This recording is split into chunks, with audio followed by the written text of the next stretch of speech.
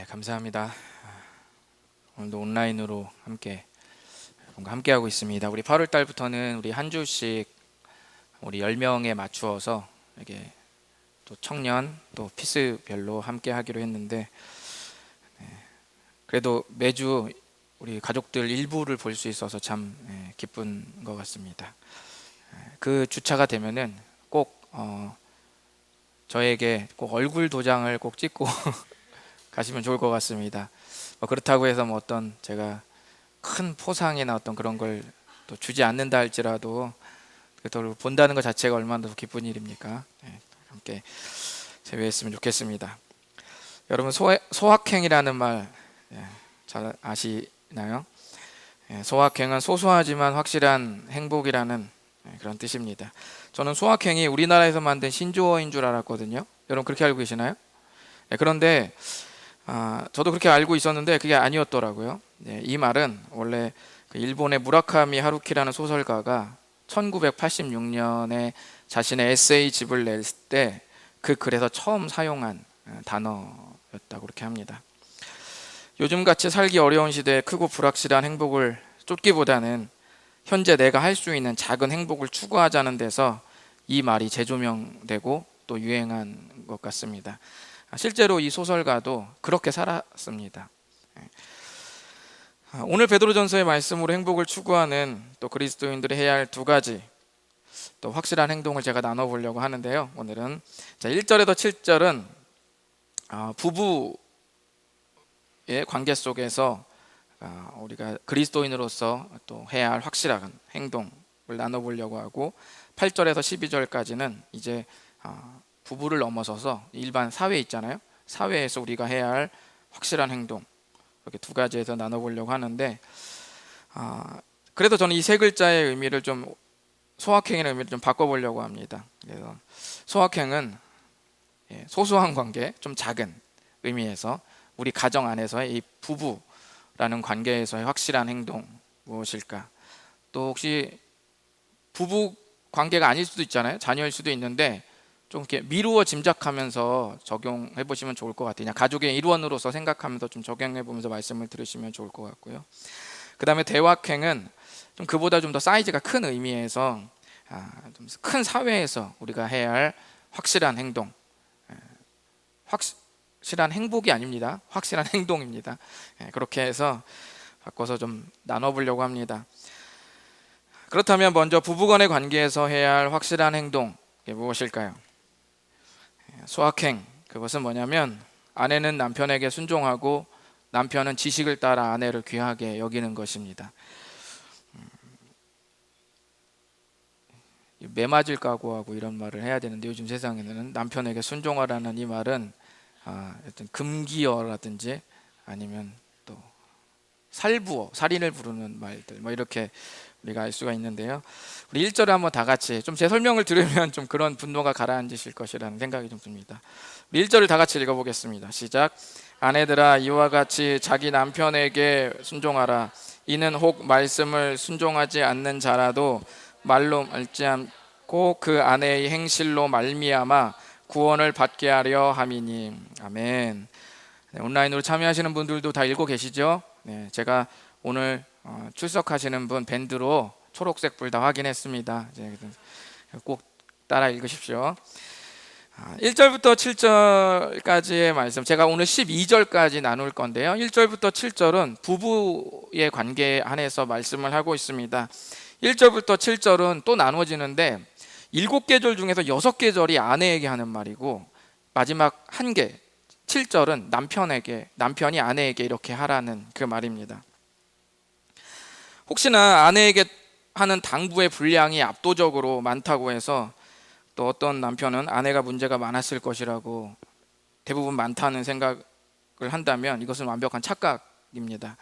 1절부터 6절까지는 1절까지 아내가 남편에게 순종해야 한다는 말이 무엇을 의미하는지에 대해서 먼저 풀어보도록 하겠습니다.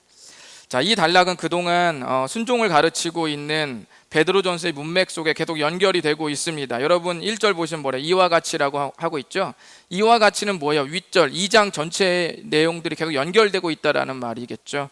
그러니까 최초로 베드로전서에서 주님이 순종하라는 말을 꺼낼 때 누구부터 시작했죠? 왕부터 시작했죠. 왕, 총독, 그 다음에 일반 큰 사회에서의 고용인과 피고용인 사회에서의 를 대표하는 사환, 종이라고 그러죠. 종과 주인의 관계 속에서 순종하라고 그렇게 말을 했죠. 그러면서 맨 마지막 극단까지 가서 뭐예요? 까다로운 자들에게도 그렇게 해라 라는 말씀으로 우리가 2장을 마무리했던 것을 여러분께서 잘 아실 것입니다. 마침내 그 적용이, 순종을 어떻게 적용해야 될지 섬세하게 다루시는 주님이 이제 가장 마지막으로 친밀한 관계인 부부에게까지 그 순종이 도달을 한 것이라고 볼 수가 있는 것이죠. 1절 초반에 이와 같이라는 말은 지금까지 권위에 순종하라는 지금까지의 가르침을 남편에게도 그대로 적용하라는 그런 말씀입니다. 자, 2장 13절부터 2장 마지막까지 좀 그동안 우리가 나눴던 말씀, 순종의 가르침을 좀 다시 한번 정리해 본다면 크게 두 가지로 볼 수가 있죠. 첫 번째는 주를 위하여라는 말을 기억할 필요가 있습니다. 고난을 지날 때 주님을 의식하고 주님을 염두하고 주님께 그 상황을 위임해 드리는 것, 우리가 나눌 수 있었죠. 그 두 번째는 그리고 그 삶은 그리스도의 고난의 생애와 아주 긴밀하게 연결되고 있다는 것을 잊지 않는 것입니다. 이 두 가지가 그동안 우리가 2장 전반적으로 순종에 대한 가르침의 큰 핵심이었습니다. 그렇다면 아내가 남편에게 순종하라는 이 맥락 가운데도 연결되는 아내가 남편에게 순종하라는 의미는 그렇다면 이제 어떻게 계속 연결이 되고 있을까 우리가 좀 살펴봤으면 좋겠는데, 우리 뭐 짤방이라고 하죠. 그 어떤 그 영상의 전체 중에서 일부를 잘라서 중요 부분만 짧게 편집한 영상을 뭐 짤방 또는 클립 영상이라고, 여러분 유튜브에서 보시는 3분 5분짜리가 다 그런 클립 영상들인데, 요즘은 그런 짤방에 익숙해져서 큰 맥락을 잘 듣고 싶어 하지 않거든요. 결론만 딱 듣고 싶어 하는데 오늘은 좀 그러지 않기를 바랍니다.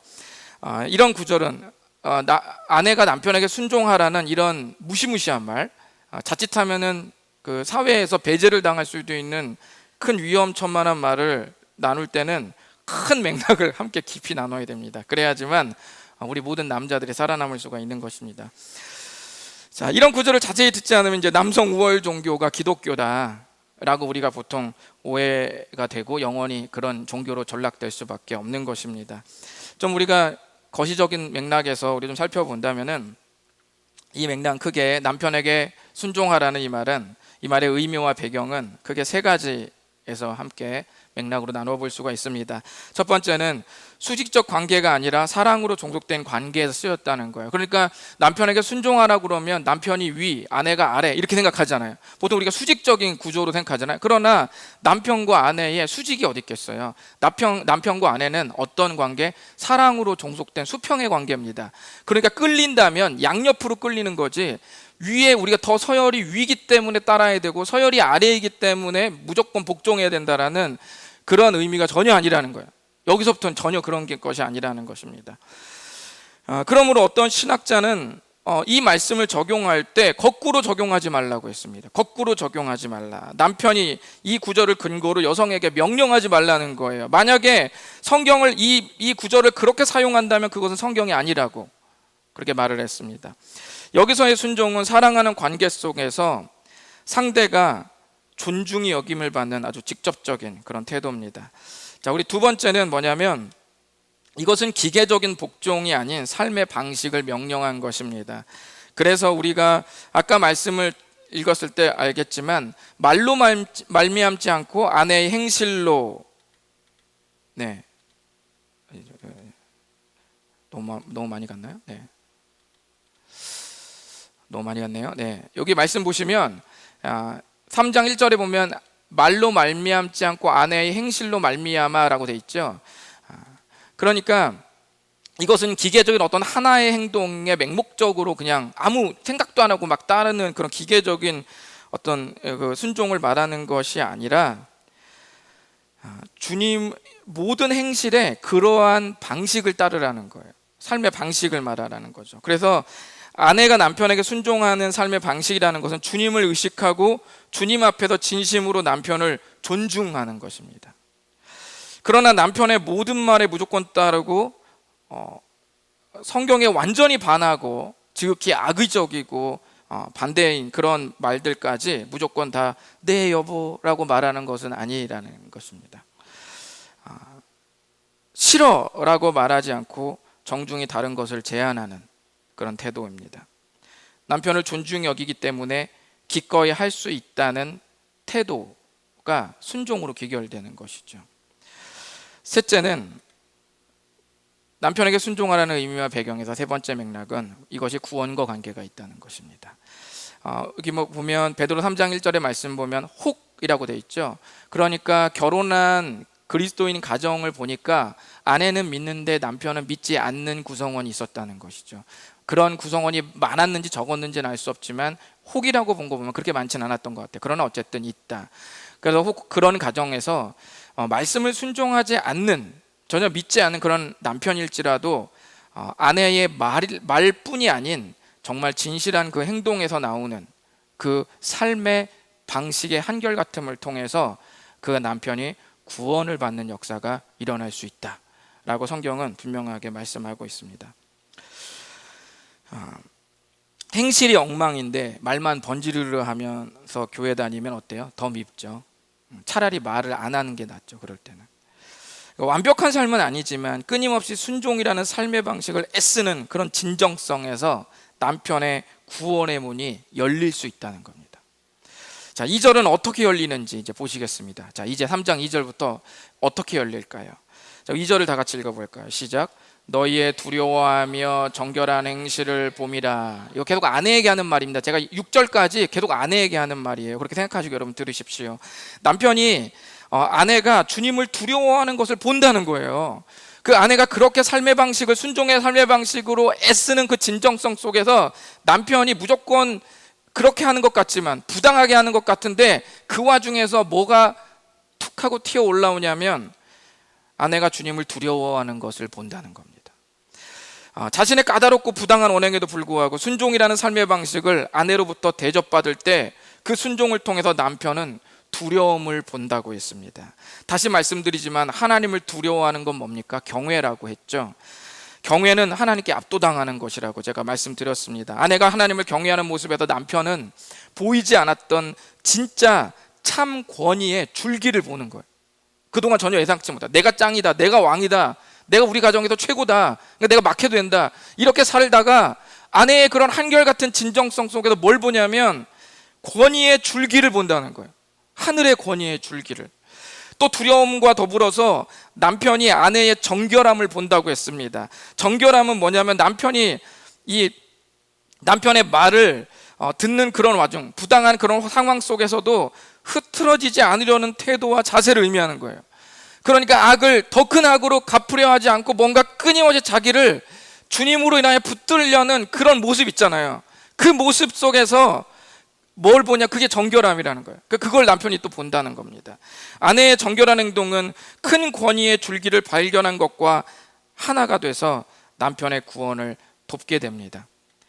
그러므로 아름다움의 근거를 아내는 내면에서 찾으라고 우리 주님께서 말씀해 주셨습니다. 그리고 4절에 외모로 단장하지 말고 오직 마음에 숨은 사람이라고 말했는데 그것은 진짜 아름다워져야 하는 내면을 이렇게 별명으로 부른 겁니다. 별명으로 오직 마음에 숨은 사람. 그리고 내면에서 나오는 아름다움을 가지고 자기 방식대로의 고집이 아니라 이 순종의 방식은 하나님을 의식하면서 남편을 존중하는 것이죠. 그렇게 하라고 지금 말씀하고 있습니다. 4절까지의 이 모든 설명이 결국 1절에 남편에게 순종하라는 명령에 계속되는 설명이라고 여러분이 보시면 되겠죠. 그런데 우리가 한 가지 기억해야 할 것은 베드로전서에서 가르쳐주는 삶은 언제나 어떻게 되냐면 그 거대한 어떤 뿌리에 계속 연결이 되어 있죠. 여러분이 그걸 놓치면 안 됩니다. 어떤 단타로 끝내는 도덕 윤리 지침으로 들으면 베드로전서를 완전 빵점으로 베드로전서 읽은 게 아니에요. 베드로전서는 항상 아주 작은 지침이 어디로 연결돼요? 거대한 줄기로 계속 연결이 됩니다. 하나님의 줄기와 구원의 줄기로 계속 연결되군요. 여러분 그걸 보셔야 됩니다. 아내가 남편에게 순종하는 것도 매우 큰 뿌리가 있음을 말씀하고 있습니다. 3장 5절에 보시면 전에 하나님께 소망을 두었던 거룩한 부녀들도 이와 같이 자기 남편에게 순종함으로 자기를 단장하였다. 성경은 이런 삶을 살면서 하나님께 산 소망을 가졌던 거룩한 아내들이 역사적으로 계속 있었다라고 하면서 한 사람을, 그 중에서 한 아내를 예를 듭니다. 우리 6절을 다 같이 읽어볼까요? 6절 시작. 사라가 아브라함을 주라 칭하여 순종한 것 같이 너희는 선을 행하고 아무 두려운 일에도 놀라지 아니하면 그의 딸이 된 것이니라. 아멘. 수많은 거룩한 부녀, 하나님께 소망을 두었던, 남편에게 순종했던 거룩한 부녀들 중에서 한 사람을 예를 두는데 그 사람은 아브라함의 아내, 믿음의 조상 아브라함의 아내 사라였습니다. 어떤 것을 예로 들었나 보니까 아브라함의 아내인 사라라는 여성은 남편 아브라함을 주라고 고백했습니다. 그러니까 주님이라고 했다는 거예요. 사실 고대 세계에서 남편을 주라고 부르는 일들은 꽤 있었거든요. 약간 관습이고 문화였는데, 그럼에도 불구하고 이걸 말하는 이유는 사라가 입으로만 아니라 그렇게 주라고 고백한 대로 순종이라는 삶의 방식을 살기 위해 애를 썼기 때문입니다. 우리가 단적으로 한 장면을 좀 보시면, 여러분 잘 알다시피 창세기 12장에서 하나님께서 아브라함에게 뭐라고 마음에 감동을 주시냐면, 익숙한 땅, 익숙한 혈육이 있는 곳을 떠나서 내가 지시할 땅으로 가라고 그렇게 하나님이 아브라함에게 명령을 합니다. 다소 우리 편에서 봤을 때는 어이없는 명령인 거죠. 평생 내가 그 갈고 닦은 터전이 있는 바로 이곳인데 그곳을 갑자기 떠나라고 하시니 우리 편에서 봤을 때는 너무 어이없고 가슴 아프고 황당한 슬픈 명령입니다. 아브라함이 그럼에도 불구하고 이제 떠나기로 작정을 하죠. 그런데 여러분, 떠나기 위해서는 성경에도 많이 가려진 부분들이 있는데, 떠나기 위해서는 어떻게 해야 됩니까? 사랑하는 아내의 존중과 동의는 당연한 거죠. 아내가 막 이 접시 깨고 후라이팬으로 아브라함 머리 막 계속 때리면서 당신이 나가라고 가서 그 재혼해도 잘 살고 나는 여기 있을 테니까, 나는 그런 식으로 당신 정신 나간 그 상태로는 절대 따라갈 수 없다, 이런 식으로 말했으면 이게 안 되는 거죠. 이 성경이 쓰여질 수가 없었던 거죠. 그러니까 아내에게 제안했을 거예요. 좀 전에 말씀드린 대로 순종이라는 삶의 방식이 기계처럼 복종하는 것이 아니라고 그랬죠. 아내 사라는 아브라함을 존중하며 아브라함에게 뭘 받냐면, 그 결정을 내린 그 마음 심중에 하나님께 소망을 둔 그 아브라함 남편의 모습을 본 거예요. 그래서 그 모습을 보고 흔쾌히 지지해 주죠. 그 이후에도 사라의 모습을 잘 보면 남편과 함께 흔쾌히 그를 존중하는 모습을 보죠. 어떻게 보면 믿음의 조상이 아브라함이라고 하지만 정확히 말하면 아브라함 부부일 가능성이 더 커요. 그렇게 말해도 크게 과언이 아닙니다. 자, 그렇게 걸어온 삶에서 그녀는 모든 믿음의 조상이 되는 가정의 대표 어머니가 되었다는 것입니다. 그래서 사레라는 그 아내의 이름이 뭘로 바뀝니까? 사라로 바뀌죠. 사라는 뭡니까? 모든 열국의 어머니다라는 것입니다. 뭐 단순히 그냥 뭐 대모다 이런 의미가 아니라, 아브라함의 믿음의 조상이 어디까지 이어집니까? 그리스도로 이어지잖아요. 아브라함의 언약이 어디서 성취됩니까? 예수 그리스도에 성취되잖아요. 그러니까 열국의 어머니가 사라가 되었다는 그 말은 그의 행동이 줄기가 어디까지 연결됐다? 그리스도까지 연결됐다, 그 말입니다. 여기서 우리가 놓치지 말아야 될 건, 사라가 가정에서 남편을 존중하는 삶, 어쩌면 소소하지만 그 가운데서 소망을 가지고 걸어온 그런 확실한 행동들이 결국 어디까지 연결되냐면 베드로전서의 문맥상 그리스도에게까지 연결되고 있다는 것을 우리가 반드시 기억해야 될 줄 믿습니다. 자, 남편에게 얽힌 수많은 두려운 현실에도 놀라지 않는 삶은 하나님께 압도당한 나머지 상대적으로 다른 것이 두려워지지 않게 된 그런 모습을 말하는 겁니다. 자, 그럼 남편은 뭐 아내의 이런 순종을 그냥 다 이렇게 받아 먹기만 하고 그냥 뭐 하고 이렇게 수염 만지면서 그럼 가만히 있느냐? 그렇지 않습니다. 우리 7절을 한번 보시겠습니다. 7절 시작. 남편들아, 이와 같이 지식을 따라 너희 아내와 동거하고 그를 더 연약한 그릇이요 또 생명의 은혜를 함께 이어받을 자로 알아 귀히 여기라. 이는 너희 기도가 막히지 아니하게 하려 함이라. 아멘. 어때요, 여러분? 그 아내에게 당부했던 어감하고 여러분 7절의 그 묘한 그 다름을 여러분이 느낄 수 있어야 되는데, 남편들의 당부는 짧다고 해서 뭐 문제가 없는 게 아닙니다. 남편의 당부는 짧지만 아주 무거워요. 아주 묵직하게 다루고 있습니다. 지식을 따라라는 말이 굉장히 큰 함의를 다루고 있어요. 이 분량으로 따지면 6계절보다 더한 겁니다. 지식을 따라라는 것은 그 아내와 지식을 따라서 아내와 동거하라는 말은 아내를 얄팍하게 알면서 관계 맺지 말라는 거예요. 아내를 얄팍하게, 모든 아내는 얄팍하지 않습니다. 그리고 복잡합니다. 그러니까 그것을 잘 알아야 된다는 거예요. 얄팍한 관계는 안 된다는 거예요. 가부장적이고 남성 우월의 사고로는 아내의 진정한 모습, 아내의 심중의 그 진정한 모습과 그 모든 것을 절대로 알 수도 없고 존중할 수도 없습니다. 여러분, 남편이 아내를 존중해 주는 것이 아니라 존중하는 겁니다. 지식을 따라의 지식은 예수님 안에서의 아내를 이해하고 쌓아가는 지식입니다. 그리고 플러스 하나님께서 여성을 어떻게 여기시는지에 대한 것뿐 아니라 기질, 특성 등 한 인간으로서의 다양한 아내의 모습에 대한 이해심입니다.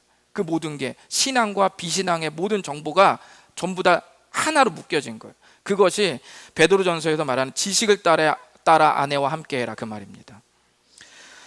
우리는 서로 다른 별에서 살다 왔을 만큼 엄청나게 다르다는 것을 여러분 기억해야 됩니다. 수금, 지화, 목토, 천, 해명, 다 이렇게 있는 것이죠. 서로 다른 별에서 모였기 때문에 다를 수밖에 없습니다. 그 마음으로 아내를 더 이렇게 연약한 그릇으로 여기고 더 귀히 여기고 더 존중해야 된다라고 말하는 것이죠. 아내를 더 연약한 그릇으로 여기라고 말하니까 또 어떤 일각에서는 이걸 마저도 또 어떻게 남성 우월적 사고로 또 그렇게 만들기 위해서 남성보다 여성이 더 열등하다, 더 연약하다는 것을 열등하다라는 의미로 오해하는 분이 있는데, 이 말은 신체적인 면에서 연약하다는 뜻입니다. 그렇게 아내를 귀하게 여기는 삶 속에서 남편은 아내보다 더 연약한 부분이 있었다는 것을 발견하는 거예요. 그러니까 신체는 무력으로 하면 남자가 더 힘이 셀 수는 있는데, 함께 살아보니 힘은 내가 더 센데 다른 부분에 내가 연약한 부분이 또 있다는 걸 발견한다는 것이죠. 서로가 연약한 그릇의 부분이 있다는 걸 또 인지를 하게 되는 겁니다. 그러면서 아내가 자신인 남편의 연약함을 돕고 있었다는 것을 남편 또한 깨닫습니다.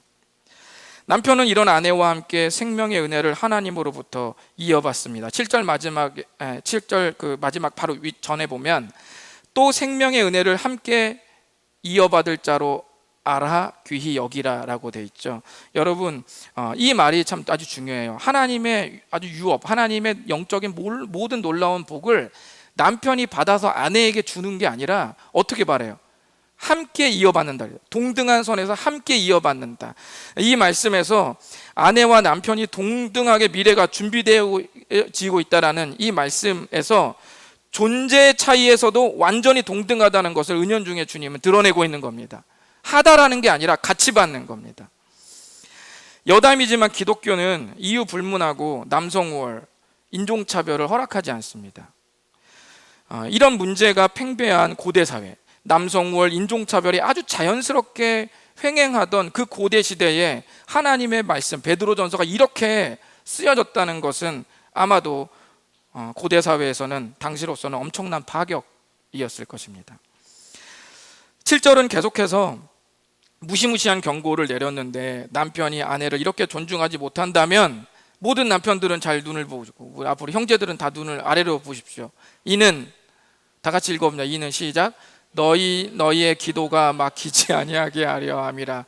여러분, 기도가 막힌대요. 칼자루를 누가 들었습니까? 기도가 막힌답니다. 하나님과의 이 소통의 창구를 주님이 막아버리신다는 거예요. 어제 의정부 일부 지역에 노후관이 파손돼서 2시간 가까이 물이 각 가정에 나오지 않았습니다. 그런 사고가 있었습니다. 그래서 모든 가정에 물이 없는 상태로 우리가 좀 답답하게 지냈는데, 심지어 우리의 어쩌면 영원한 쉼터 꼬동네 카페도 어떻게 조기 마감까지 하고 귀가할 수밖에 없는 이런 엄청난 큰일들이 있었는데, 여러분, 기도가 막히면 답이 없습니다. 여러분, 이 파손된 관은 2시간 뒤에 복구돼서 다시 물이 나왔지만, 만약에 하나님의 관이 영원히 막힌다, 하나님의 관이, 우리에게 연결된 관이 영원히 막힌다, 여러분, 그것은 정말 답이 없는 겁니다. 어쩌면 우리에게 가장 두려운 것은 유혹의 현실보다 하나님의 영원한 침묵일지도 모릅니다. 아내를 무시하거나 존중하지 않는다면 하나님은 그런 남편들에게 마지막 극단의 조치를 취해서라도, 기도의 문을, 하나님과의 소통을 단절해 버리시더라도 바로 잡으시겠다고 엄중하게 믿음의 남편들에게 경고하셨습니다. 하나님께서 가르쳐 주신 소소하지만 확실한 행동이란, 아내는 남편에게 순종하고 남편은 지식을 따라 아내를 귀히 여기는 것입니다. 여러분, 이 말씀을 잊지 마시기를 바랍니다. 두 번째로, 우리가 대확행 뭡니까? 이제 좀 더 큰 사이즈의 관계로 넘어가서, 즉 비그리스도인, 또 그리스도인이 섞여 사는 그런 사회에서 해야 할 확실한 행동, 무엇일까요? 그것은 악을 악으로 갚지 않는 것입니다.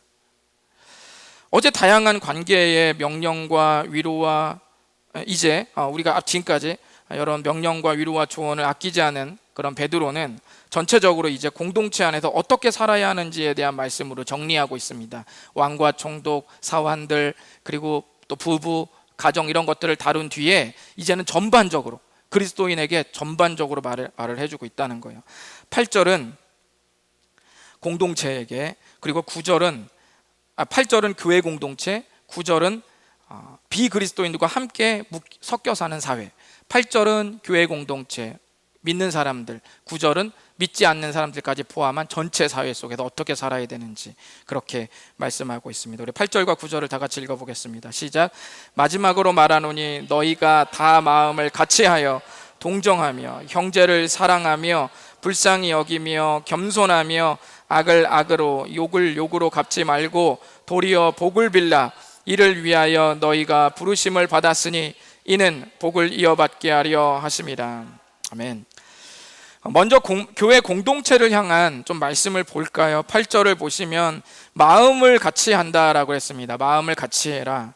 마음을 같이 한다는 건 여러분 획일성을 말하는 게 아닙니다. 우리 모두 검은 티 입고 흰 티 입고 살아라. 우리 모두 똑같은 말하고 이렇게 똑같은 생각만 하면서 그렇게 살라는 그런 의미가 아니라, 서로 다양한 게 엄연히 존재하면서도 예수님의 사랑으로 기꺼이 서로의 다양성을 합의하는 것, 인정하고 합의점에 도달하는 걸 말하는 거예요. 동정한다는 말은 뭡니까? 마음을 같이 하고 동정하라고 했는데, 동정할 때 되게 우리나라 어감 좋지 않죠. 너나 동정하니? 그러면 어때요? 기분이 안 좋죠. 성경 말씀인데 동정하라고 해가지고 너나 동정하는 거예요 지금? 이렇게 말하면 좋은 말이 아니잖아요. 하지만 여기서 동정한다는 거는 교회 공동체 안에서 고통까지 함께 나눌 수 있는 그런 관계를 일컫는 말입니다. 또 형제를 사랑한다는 것은 여러분 잘 아시겠지만 예수님의 사랑으로, 내 사랑 아니라 예수님의 사랑, 언제나 고갈되는 내 사랑 아닌 예수님 사랑으로 서로 사랑하는 것을 말하고, 불쌍히 여기라는 그 말은, 여러분 불쌍히 여긴다는 여러분 그 뜻의 원래 단어의 의미가 뭔지 알아요? 내장, 심장이란 뜻입니다. 그러니까 정말 누군가를 불쌍히 여기는 거는 이렇게 단면적으로는 이렇게 표현할 수 없는 행동이라는 거예요. 어디서 끌어올라가? 여기서부터 원천에서 끌어올라야 진짜 불쌍히 여길 수 있는 것이죠.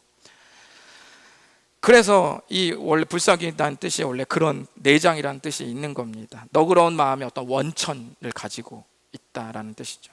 겸손하면 말 그대로 자기를 낮추라는 덕목이죠.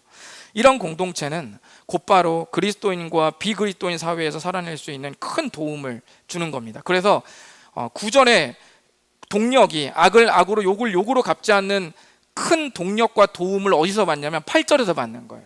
8절에 교회 공동체도 그걸 받고, 나의 연약하고 부족한 미진한 부분들, 할 수 없는 그런 부분들을 수혈받는 거예요. 교회 공동체에서 받아서 9절로 가는 것이죠. 그래서 베드로가 하나님께서 8절과 9절을 연결해서 그렇게 써놓으신 것입니다. 9절을 보시면 바로 그렇게 도움을 8절에 도움을 받고 9절이 이제 되는 것이죠. 이전 설계도 제가 여러 번 말했지만, 그리스도인은 어디서 유혹을 많이 느끼냐면 리액션에서 유혹을 느끼는 거예요. 내가 먼저 잘못한 게 아니라 잘못한 걸 내가 맞고 나서, 얻어맞고 나서 내가 이제 다시 되갚을 때 그것이 좀처럼 좋게 안 나가게 될 수밖에 없죠. 복수가 여러분 아름다운 거 보셨습니까? 복수는 아름다워. 이거 인생은 아름다운데 복수는 아름다운 그런 영화는 없어요. 복수는 아름답지 않아요. 어떻게 하든지 감정과 분노가 실려고 하기 때문에 그렇지 않습니다. 리액션에도 우리는 유혹을 많이 느껴요. 불의를 되갚아줄 때 유혹이 생긴다는 것입니다. 저 사람이 먼저 무자비하게 행동했다는, 또 그렇게 행동했다고 말할 수 있는 정당성과 명분이 우리 안에 분명히 있기에 우리는 더 큰 악으로, 더 큰 욕으로 갚고자 하는 욕망이 불타오르게 되는 겁니다. 주님은 이 부분에서 재차 우리에게 그렇게 하지 말라고 당부하셨습니다. 그 불의를 방치하라는 말이 아니라 주님께 위임해 드리라는 그런 말입니다. 원수 갚는 것의 최고 전문가, 바로 그분이신 주님이 반드시 그 문제를 갚으시고 정확히 심판하실 것이라고 말씀해 주셨습니다. 자, 우리는 우리와 같은 어떤 동일한 현실에서 어떻게 하셨는지 베드로전서 2장 23절에서 이미 본 바가 있습니다. 베드로전서 2장 23절, 지난주 설교에 있던 본문이죠. 여기 보시면 예수님이 어떻게 하셨습니까? 욕을 당하시되 맞대어 욕하지 않았다. 욕을 욕으로 갚지 않았다는 말과 욕을 당하시되 맞대어 욕하지 않았다, 같은 말입니다. 구절의 표현과 같죠. 맞대어 하지 않으시고 공의로 심판하시는 이에게 부탁하셨습니다. 그러면서 이를 위해서 우리가 부름을 받았다는 소명을 계속 반복하고 있어요. 여러분 이 말씀 기억나시죠? 2장 21절에도 이 말씀, 이를 위해서 우리가 부름받았다, 계속 이런 말들을 하면서 하나님께서 반복하십니다. 이것 때문에 부름받았다, 이것 때문에 널 불렀다 라고 계속 확인을 하고 계십니다. 왜냐하면 이것이 바로 우리가 불의할 때 그리스도께서 보여준 본이시기 때문입니다. 9절은 탁상공론이 아니라 베드로의 실패와 회심의 경험에서 증명된 겁니다. 베드로가 친히 욕을 욕으로, 악을 악으로 갚았다가 어떻게 되는지를 경험하고 성령을 통해서 내주하시는 주님의 감동을 받고 그리스도를 주라 고백한 뒤에 살아보니 이제 어떻게 되는 것이 옳고 그르다라는 것을 몸소 체험한 정말 찐 고백이 9절이에요. 그냥 뭐 이렇게 서적 찾아보고 적어놓은 그런 구절이 아닙니다. 베드로라는 한 연약한 인간이 하나님께 소망 두다가 이끌어낸 결론이라는 사실을 여러분 꼭 기억하시기 바랍니다. 10절에서 12절의 말씀으로 하나님은 이제 이런 삶이 갖는 은혜와 복을 이제 하나님께서 구약 성경인 시편 34편을 그대로 인용을 하면서 우리를 응원합니다. 시편 34편은 의롭게 사는 자들에 대한 축복을 약속하는 장이거든요. 우리 10절 11절, 여기 시편 34편의 일부입니다. 우리 한번 읽어보실까요? 시작. 그러므로 생명을 사랑하고 좋은 날 보기를 원하는 자는 혀를 금하여 악한 말을 그치며 그 입술로 거짓을 말하지 말고 악에서 떠나 선을 행하고 화평을 구하며 그것을 따르라. 물론 12절까지 34편이긴 한데 제가 일부만 읽었습니다. 생명을 사랑하고 좋은 날 보기를 원하는 사람들이라고 하면서 혀를 금하고 악한 말을 그치고 거짓말하지 말고 선을 구하고 화평을 구하고 따르라는 어떤 이런 기나긴 시편 말씀을 한마디로 압축하면 뭐예요? 악을 악으로 갚지 말라는 겁니다.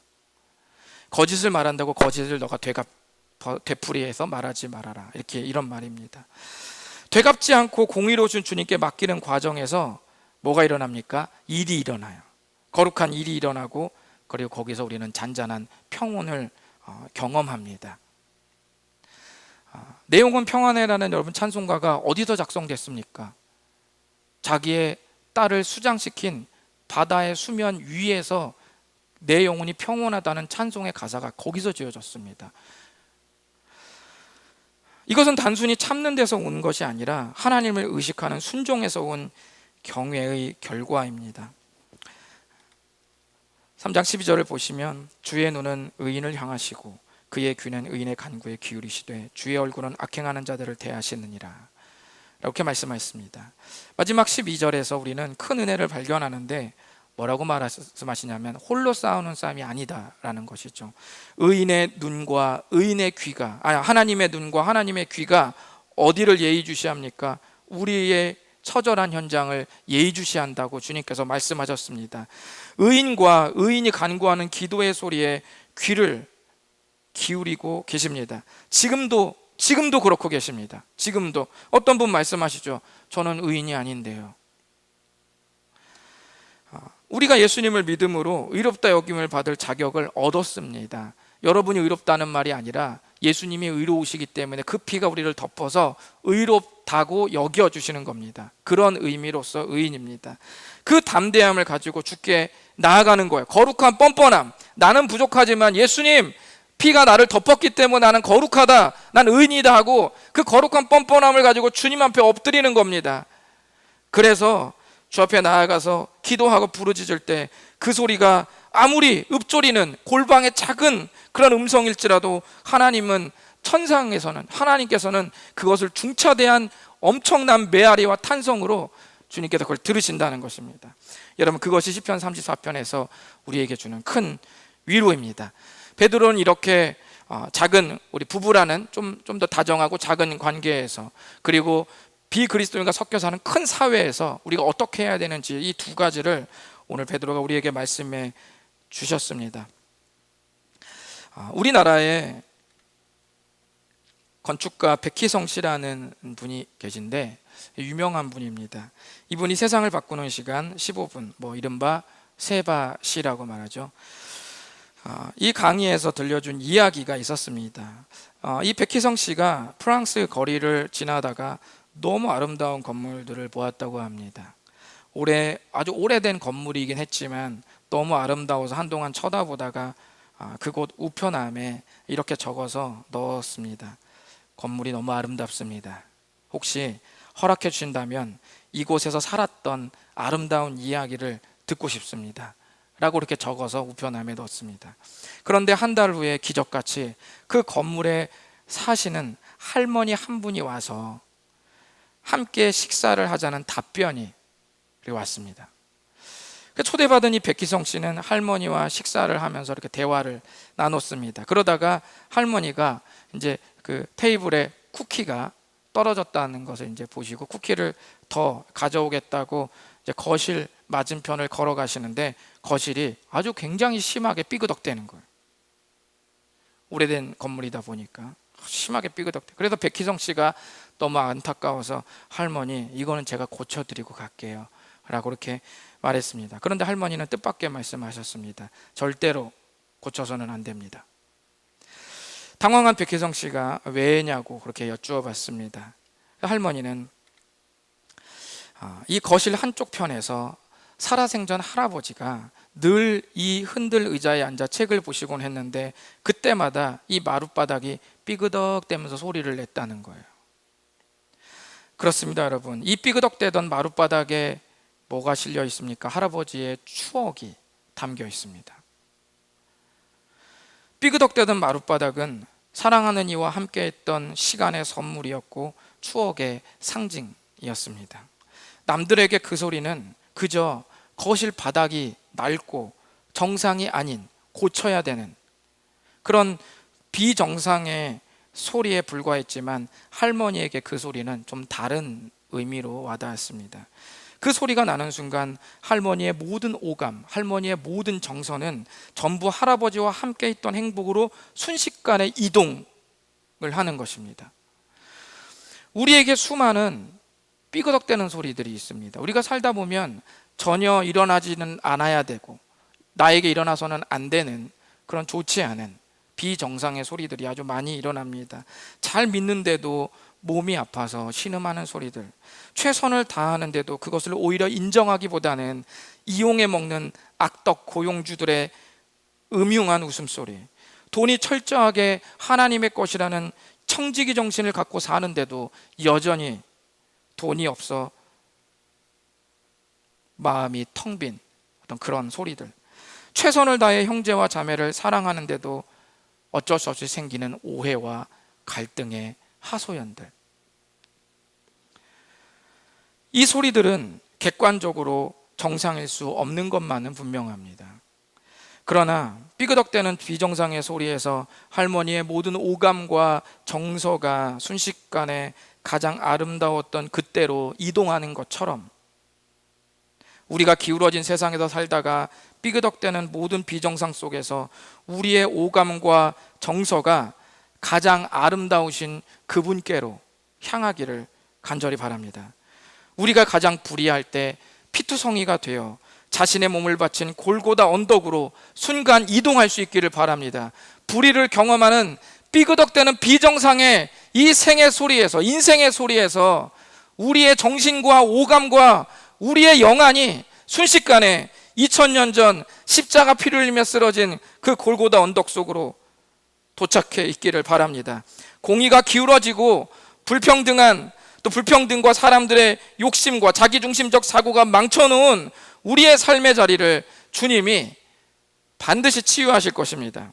그 치유는 왕과 총독이라는 큰 나라의 사이즈부터 아내와 남편이란 작은 가정에서까지 전부 치유될 것입니다. 효력을 발휘할 것입니다. 가정에서부터 부당하고 또 비정상적인 사회에서까지 공의로우신 주님으로 기억하고 이 생애가 정말 우리를 구원하신 그리스도의 십자가의 생애에 연결되어 있다는 것을 여러분 잊지 마시기를 바랍니다. 그런 생애에서 내가 순종하고 주의 말씀을 지키고 주님을 의식하면서 그 모든 상황을 주께 위임해드리는 그 순간 속에 그 모든 삶과 그 몸부림들이 전부 십자가에 연결되어 있다는 것 꼭 기억하셨으면 좋겠습니다. 우리의 불의에는 십자가의 추억이 담겨 있습니다. 기도하겠습니다.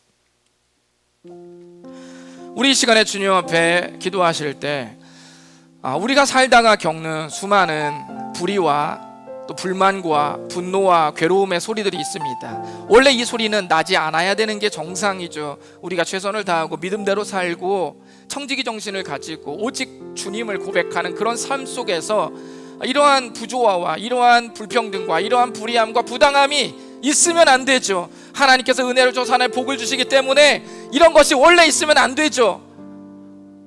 원래는 하나님의 평안이, 그리스도의 극강의 평화가 우리의 삶 주변을 가득 메워야 되는 게 원래 맞죠. 그러나 이 세상이 아직 불의하고 공중의 권세 잡은 자가 아직도 우리를 여전히 삼킬 자로 알고 울부짖으며 찾는 이 험난한 세상 속에서 우리는 비정상의 삐그덕대는 소리를 들을 수밖에 없고 그것이 나의 소리가 될 수밖에 없다는 것을 우리는 알 수밖에 없습니다. 그러나 그 순간에도 내가 모든 걸 뒤집어 엎고 포기하는 것이 아니라 공의로우신 주님께 모든 것을 의탁하고 악을 악으로 갚지 않으며 철저하게 가정에서만큼 가장 편하고 무슨 말이든 할 수 있는 그 가정에서만치 그마저도 그 공의로우신 주님께 그 모든 상황 부탁하며 순종하고 지식을 따라 기꺼이 귀히 여기는, 차이를 인정하고 존중하고 진정으로 사랑하는 그런 삶을 살아가겠다고 작정할 때